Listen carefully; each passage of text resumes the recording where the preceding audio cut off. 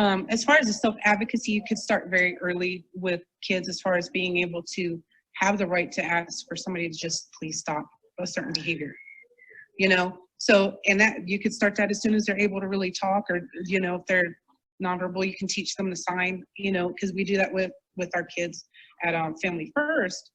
And this is just on the very small spectrum of self-advocacy. You can build on that later as you go. But actually doing stuff to annoy them on purpose. Okay, and then teaching them to say, please stop. And like, oh, okay. And because it also teaches them that when you ask them to stop, they should stop. You know, but it would just be like, I don't know, something little like poking them on the shoulder. Because, you know, that's, as far as like reinforcements and stuff like that, that would be what we call negative reinforcement, because it doesn't mean like that it's bad or good, but a negative reinforcement is to remove an aversive stimuli. Okay, I see. Yeah. Where positive reinforcement is to apply something.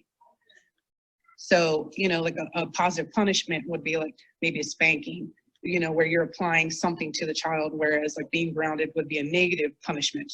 I see. Privileges. So it's just like a plus or minus kind of thing, not actually good or bad.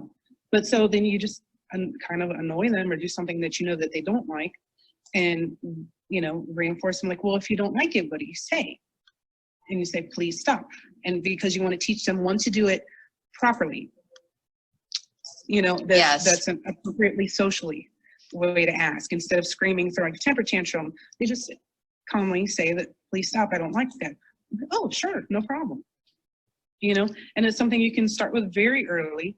And as, you know, things go later on, you could teach them to ask more questions, you know, of their teachers, or, you know, if they are working part-time jobs, you know, like, well, okay, well, what kind of questions could you ask if you don't understand? And the thing is that we really need to provide the schema or like the scaffolding. Yes. For them to work within. And because when you have somebody who this whole environment is completely new to them, just like when we were a child, everything was very new. We didn't understand anything, and we had to build this schema of everything for ourselves and how we perceive the world around us. So whether you have an intellectual developmental disability or not, every time you go into a new phase of your life where you're doing something different, you're building a new schema from the ground up.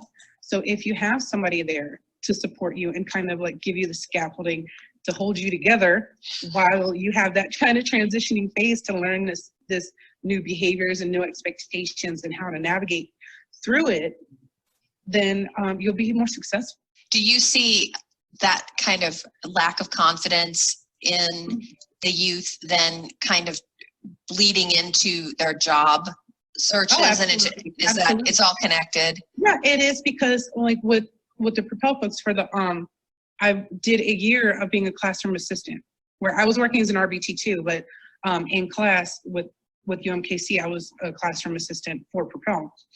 And the first semester where I was with Susan Spence as a teacher, she was teaching them how to do resumes, how to do informational interviews, how to sit through an interview for the job. And we would also do internships where they had to work like 20 or how many ever hours, you know, before the end of the semester was over, and get feedback from their employers about, you know, their job performance. And that was, for some of the kids, it was very overwhelming, you know, because we also would do like research into what kind of jobs are you interested in, you know, and what kind of jobs are you currently right now, like your skill set, will that work for? You know, because you can always build on it. But right now I'm like, okay, if you like animals, maybe volunteering with one of the animal shelters is good, you know, and then you can learn from that position. But they say, and then there's certain internships that we had, like one of our folks went to a YMCA, and all they had her doing was folding towels all day. Mm. And this particular student was much more capable than that, and, you know, and she could have done a lot more, but they were just looking at her, oh, has a disability, so we're just going to give her some menial tasks to do to occupy her time. And the internships like that don't really help. Now, when you're working with youth and young adults, do you also approach your work with them, or their kind of their process, do you take more of a kind of a strengths-based approach? Do you help them kind of focus on their strengths and what they can do? Is that one method too? Yeah, it is. Once they have a chance to really document what their strengths are, then we kind of talk to them about that. We do discuss some areas where they could potentially develop and be much stronger. But we really want them to sit down and think about what they are good at, because that helps build confidence. And sometimes some of them need a little bit of a push to say, hey, you've only written a couple things here. Let's talk through it. And so as we start to talk through it, they start to see, well, you know what, I guess I am good at this. And I guess I can do that. I did do that. And we'll just kind of go through what they've done in their career or in high school or college or whatever. And again, that helps to build that confidence and again, trust. Like, okay, I am good at a couple of things that I really didn't realize it. And so it's about that active listening and really paying close attention.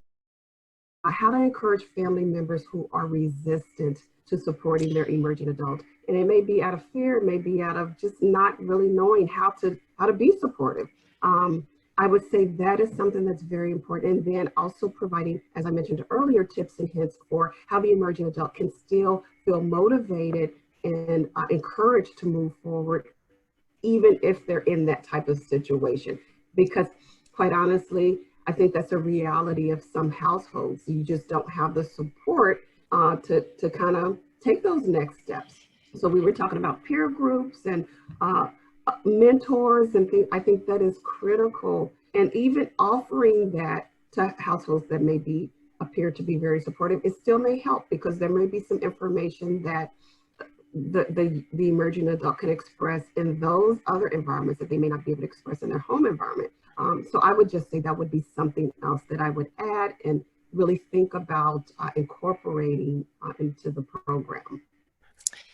Do you think that some of that resistance maybe stems from maybe misconceptions around what employment will mean for the emerging adult? Is that part of it? Is that it's just maybe just a lack of understanding about what it would look like?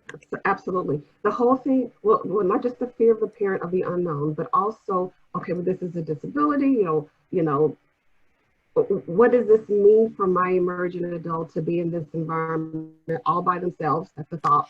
And having this disability, what happens if they panic or, just the fear of the unknown, not sure what to expect. What does the work environment, will the work environment be conducive to my emerging adult? I think to summarize all of that is just not really knowing. That's why if there was a possibility to kind of grow in stages to that level, it just prepares everyone for more success. So starting off with a safe environment and kind of growing, volunteer opportunity and then safe environment, and then growing from there, it prepares everyone. And then we all know what the expectation is in the end, that they are fully functionable in a real world environment and they are successful. Yes, thank you. I love the way you put that. And thinking again from the support coordinator perspective and what they could be doing within their own professional capacity would be to create that scaffolding, would be to set the conditions and provide the supports that enable that scaffolding to be possible, and to set that individual up for success down the road by working with the families at an early age to kind of lay the foundation. Yeah, that is. And providing that tips and hints sheet so they can already be prepared. So how can I already support my youth, even at this age, as we continue to grow? And so it's no surprise when we get to 18 or 19, we already know, because we've got this milestone chart of how you're going to support them and what we're going to be doing